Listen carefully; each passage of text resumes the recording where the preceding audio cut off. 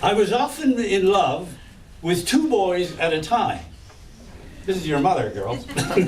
I was often in love with two boys at a time. I couldn't decide who I loved the most. At the parties, I was mad for Jerry. At the Friday night dances, I was enamored of Dougie. He had the bluest eyes I'd ever seen.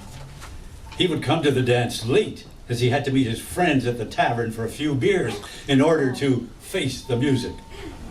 He wore his wristwatch with the face on the inside of his wrist.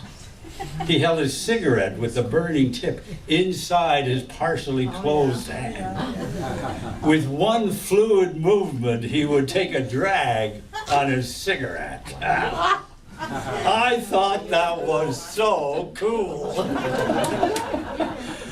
Every week when he arrived, he bought me a Coke, then led me by the hand to the dance floor without a word being said, spoken between us.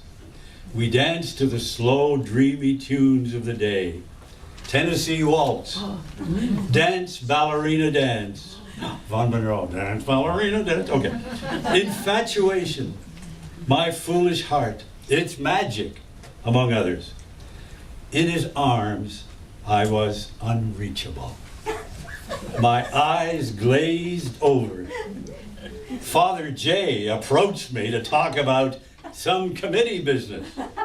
I could not respond to his tap on my shoulder. He took a look at me, shook his head, and walked away. Dougie never stayed for the last dance.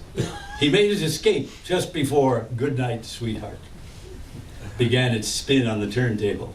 He knew I lived miles away. I knew he didn't want to escort me home.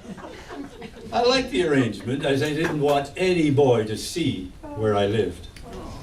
Jerry was another matter.